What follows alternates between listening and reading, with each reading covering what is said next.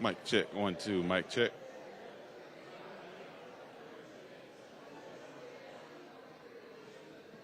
Mic check, 1, 2, mic check. Mic check, 1, 2, mic check. Sounds good? Good.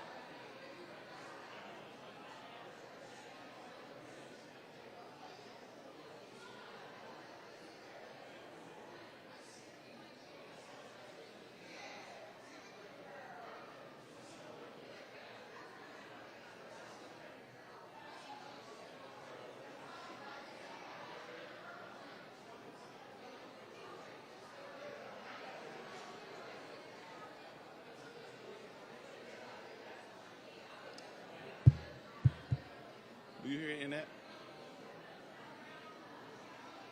Or that speaker? Do you hear it in that speaker? Can you hear it in that speaker? Oh. Mic check. 1, 2. Oh.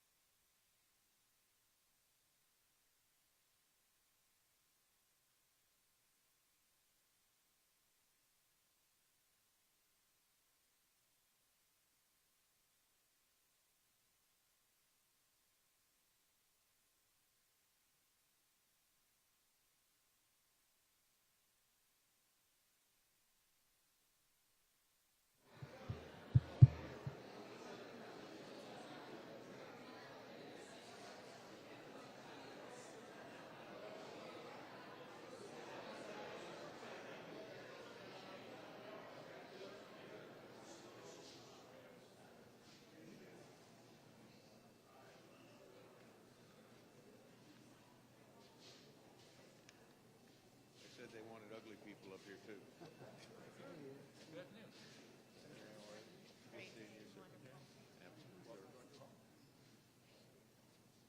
Okay, y'all come on.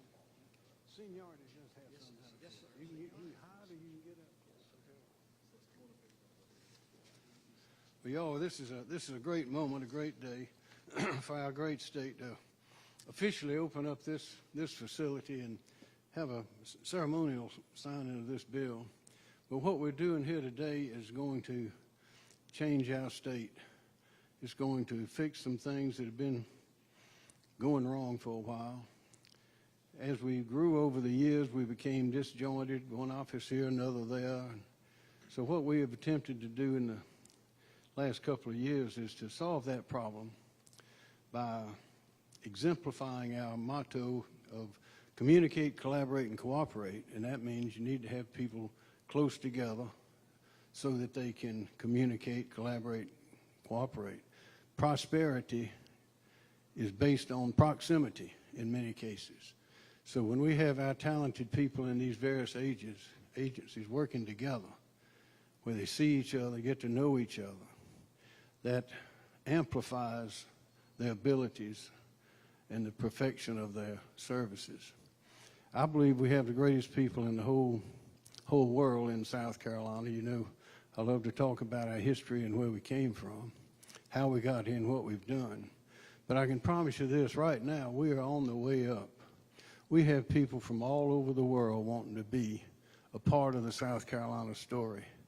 Some of them want to live here, but others from other countries want to have our people doing their business, making their things, making their products, making their company stronger. And they invest hundreds of millions, even billions of dollars in this place. And we've been meeting with them just this morning. It is exciting to see the prospects of the future for South Carolina. But one thing we have to do to be sure that we can meet that challenge, to meet those opportunities, is to be sure that our people are strong. And that means we have to educate them, we have to keep them safe, and we have to keep them healthy. And that's what you're about. That's your job, that is your promise, and that is the promise of South Carolina to our people. So I want to thank everybody involved. These leaders you see standing here before you, and many others that are there, and many others around the state whose efforts and energies have led us to this point. This is a wonderful day for South Carolina, and it is a fact that this is the best place in the whole country to live, work, and raise a family. So we're going to talk about it just a little bit, and then we'll sign the bill, and then we'll celebrate a little. Mr. Chairman. Thank you, Governor. Yes, sir. The 3 P's of a successful public servant is be present, be prepared, and be patient. There's that patient thing that's always been tough for me. But Senator from Lawrence, Senator Verdon, Chairman of the Medical Affairs Committee, that's when we started the journey on this issue, when I was Chairman of Medical Affairs. First of all, we turned it over to our quarterback. I call him our quarterback, the Senator from Beaufort, Senator Davis. He takes on issues like this and runs them across the goal line. And he did this on this issue also. And then on all issues like this, he's helped us. It started off with the certificate of need, needing to address it. The certificate of need process, to me, I think that's when the joke, we're with the government and here to help you, started. So we eliminated the certificate of need. Then we talked about the Beach 12, I call it a DHEC, we addressed that. And then today, what we're doing, the consolidations of these 3 agencies, working to restructure our government on health care. So it's a big day for us, big day for his. It's important. It's an important piece of legislation. And my opinion is, Governor, that this piece of legislation will make our citizens of South Carolina happier and healthier for generations. Thank you.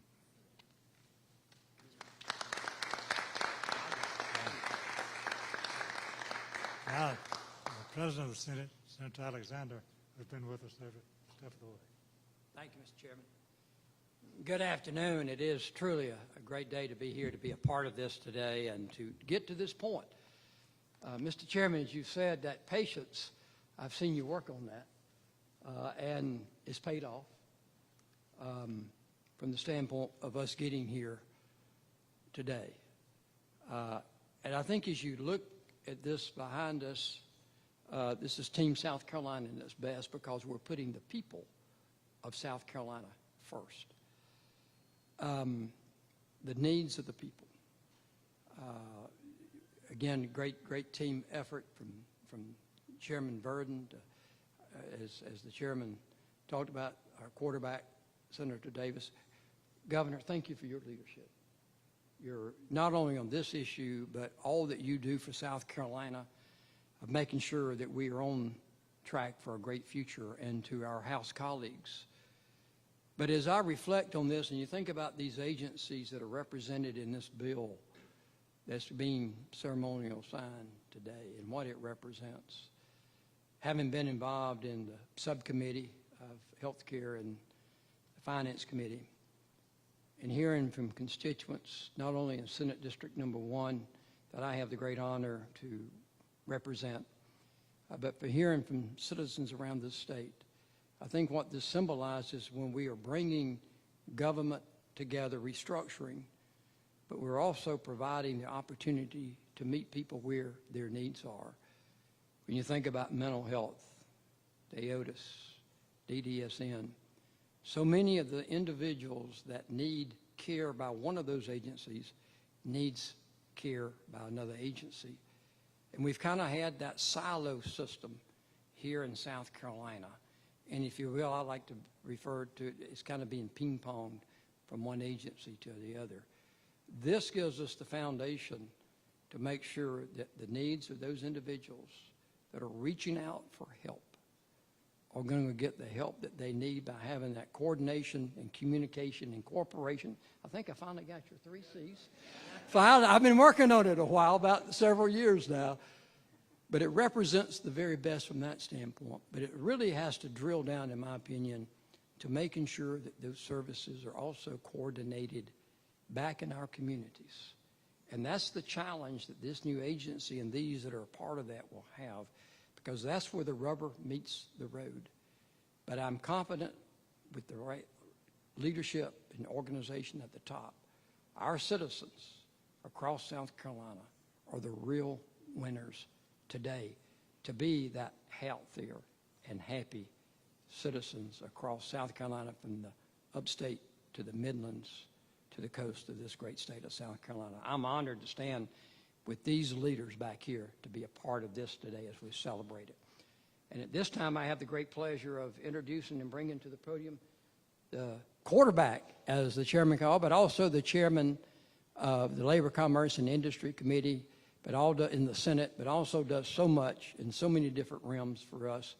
Senator from Beaufort, Senator Tom Davis. Thank you, Mr. Chairman. Thank you. One number I want to start out with, 32. The reason that number is important is because the first major restructuring bill that happened in South Carolina was in 1993, when Carroll Campbell signed into law creating the first cabinet in South Carolina. Prior to that, we were the quintessential legislative state. You've heard South Carolina being called the legislative state. Well, what does that mean? Well, it means that we have a legislature pursuant to the 1895 Constitution that makes the laws, through electing judges, has a material say in interpreting the laws, and up until 1993, all through today, it had a hand in executing the laws through agencies that were by and large controlled and appointed by the legislature, not the governor, not a cabinet. And so we're all familiar in grade school about checks and balances and the 3 branches of government and how that's a healthy form of government. They check and balance each other. We didn't have that here in South Carolina. In 1993, before 1993, when Governor Campbell signed in the first major restructuring bill, there were 77 different state agencies that provided services. That bill collapsed them down to 17 agencies and put a lot of them under the control of the governor, which is where executing the laws should be, right, in the executive branch. But one thing that Carroll Campbell could not accomplish was getting the healthcare agencies within firmly that executive branch of government. You still had DHEC, which was a commission structure, which was not accountable to the governor. You had Department of Disabilities and Special Needs, a commission agency, not accountable to the governor. You had Department of Mental Health, similarly, a commission agency, not accountable to the governor. And so for years, and what got me involved in politics was trying to bring in, when I was working for Governor Sanford, we talked about how can we have those proper functions of government in the executive branch brought within the executive branch. And Robbie Kerr, actually, this is coming full circle. Robbie Kerr was Health and Human Services Director when Governor Sanford was in his first term, when I was Chief of Staff. So I've known Robbie for that long, and we've been talking about doing something like this today for that long. And the reason this is happening, the reason you now have all the healthcare delivery agencies in the executive branch, in a cabinet accountable to the governor, is partly because of the leadership of Governor McMaster laying down the marker and saying we need to accomplish this for the people of South Carolina. But most importantly, if you look at this bill, the primary sponsors are Harvey Peeler, the senator from Cherokee, and Thomas Alexander, the senator from Oconee.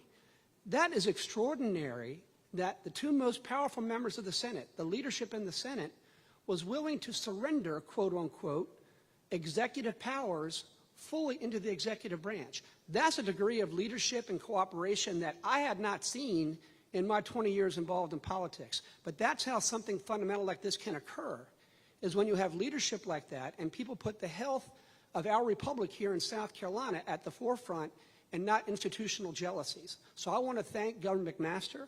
I want to thank Chairman Peeler. I want to thank President Alexander. And also my good friend Danny Verdon, Chairman of Medical Affairs. I mean, Senator Peeler, you pointed to this. A lot of heavy lifting has been done in that agency under his leadership. We got rid of CON, this idea that the government has to control where hospitals are built, and hospitals have to come get a government permission slip before they can provide health care. We beat that back and repealed CON. We took DHEC, and it was often said that you're never going to divide that up, and divided it into the two excellent cabinet agencies, DPH and Department of Environmental Services. This was the last piece. Getting these three relatively small but very important state agencies, DDSN, DOTUS, and DMH, coordinated. They serve overlapping populations. People with alcohol problems often have mental issues. People with mental issues also may have disabilities. So you have these overlapping populations, and yet, because of that 1993 incomplete restructuring, we still had them operating independently. Today, I think we can declare restructuring complete. Today, 32 years later, we are accomplishing what Carroll Campbell tried to accomplish and could not. And we did so with the leadership of the people you see behind me. And as Senator Alexander said, President Alexander said, this is all about better services for South Carolinians at a lower cost. All of you great professionals now will work collegially with the same information systems, working with caseworkers that overlap.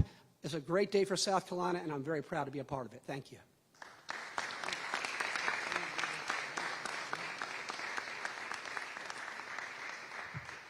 Good afternoon. Can everybody hear me okay? Good afternoon. I want to tell you that I appreciate being here. It is an important day, and it's an important day to me.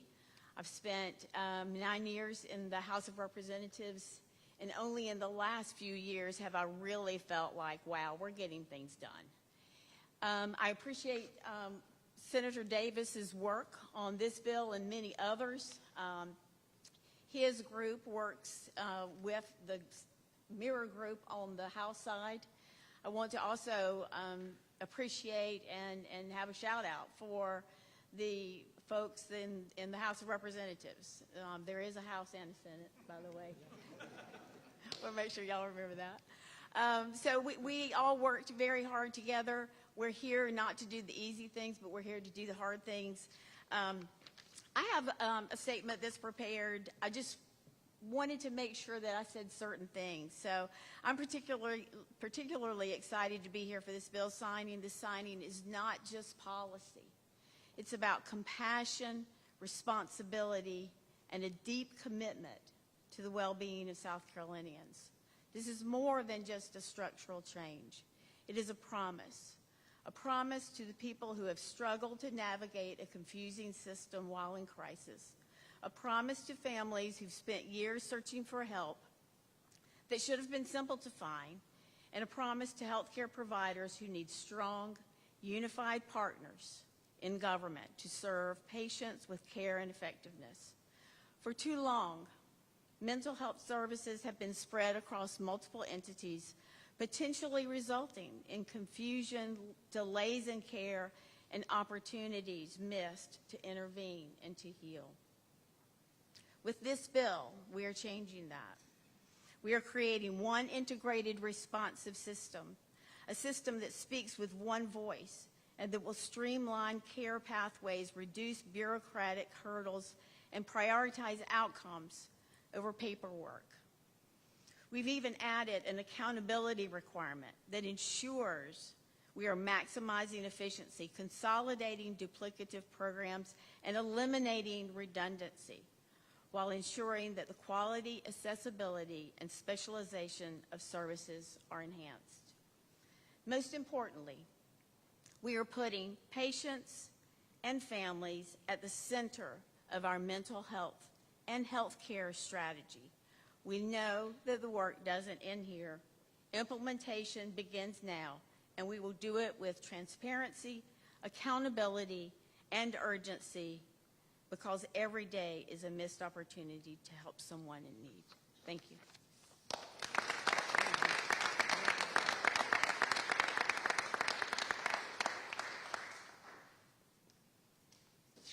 Well, good afternoon, and what a pleasure it is to be here. And Governor, thank you for allowing me to come out of my retirement to enjoy this time. I was within inches of wearing board shorts and a T-shirt here, but I thought that might be too much for y'all. So. And Chairman Peeler and Chairman Alexander, yes, patience is the right word. 20-plus years, and I know this has been a priority of yours, and I'm glad to see it here today. When I was in the state, I used to be asked frequently, well, what are the major challenges that we have in South Carolina, particularly when it comes to health? And of course, that can be a long list, as we all know. But the answer is really easy. The challenge is we have no plan. We have no vision for health in this state. And the reason we don't have a vision for health at the time is because our agencies were in their own silos, disjointed, not serving everyone as they should be. That ends today. One of the more discouraging things I would encounter, as Senator Davis referenced, we'd have dual diagnosed individuals, people who might have mental health problems, people who may have addiction problems, people who may have intellectual disabilities, who duly diagnosed but couldn't get services at our agencies because the agency's bureaucracy would get in the way. Because we knew what we were supposed to do as mental health, or we might know what we were supposed to do at DDSN, but we didn't know what to do when someone showed up that needed both services. And families and children suffered. To this day, I think there are 12,000 duly diagnosed individuals in this state now.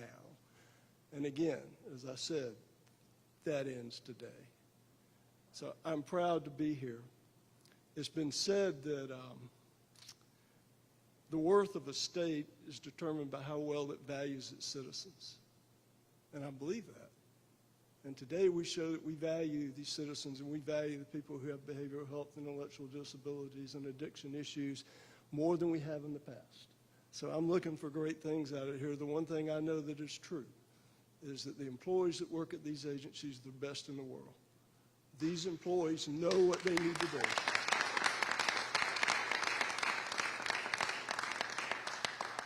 All we need to do is point you in the right direction and get out of your way. With that, thank you very much for letting me be a part of this.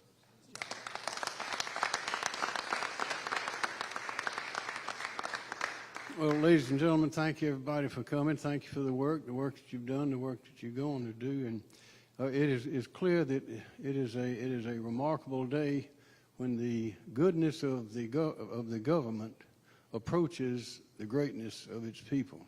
And this is such a day. Now we'll sign the bill.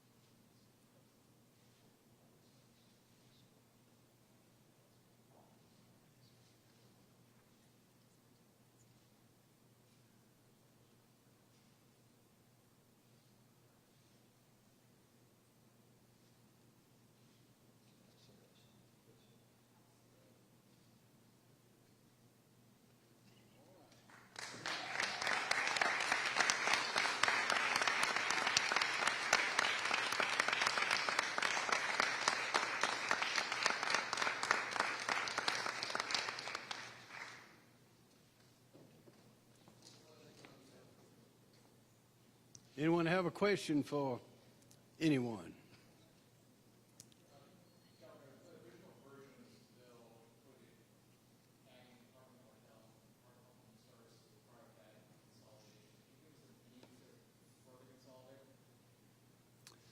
That's about the easiest question I think I've heard. It's so easy, I'm going to get Tom Davis to answer it.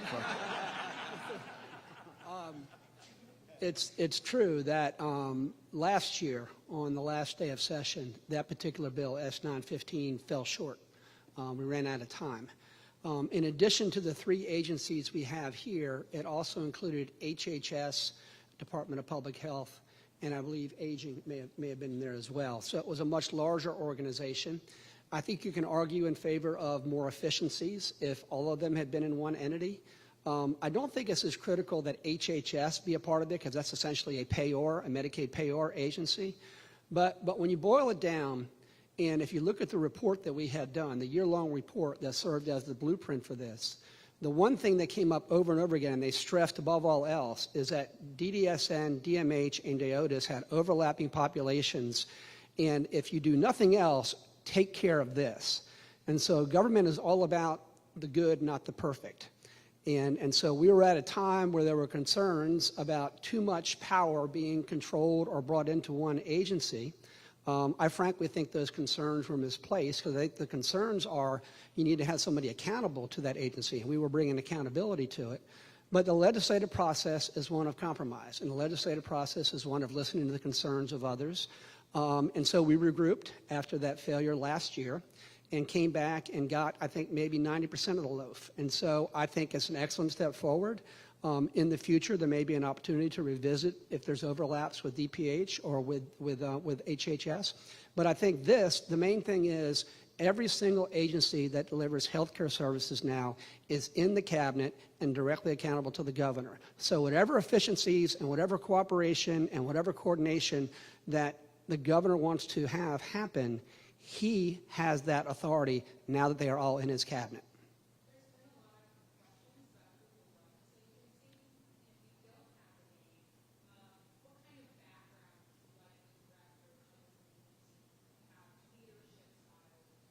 That's a perfect segue back to the governor.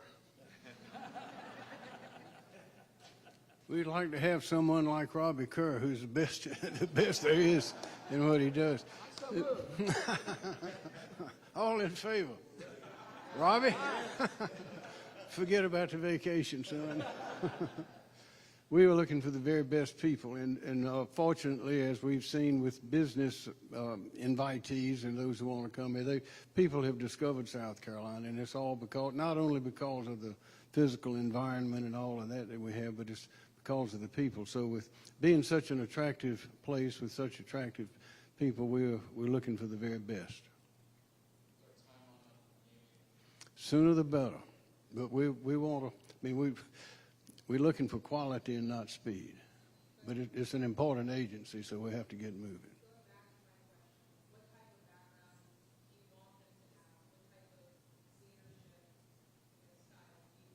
We'd like to have a track record, like to have a good educational background, like to have experience in all the various areas that may come up in that particular agency, like someone that has a broad view of how all the agencies fit together, because that's what we're doing here.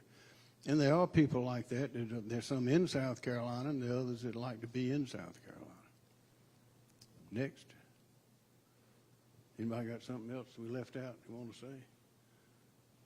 In that case, thank you very much. I want to thank all of you who work under this roof and other such roofs around our state. We all have an opportunity to help our people when they need a little bit of help. We have an opportunity to help them. Everybody doesn't get that opportunity. So thank you, and thank all these leaders for being here today.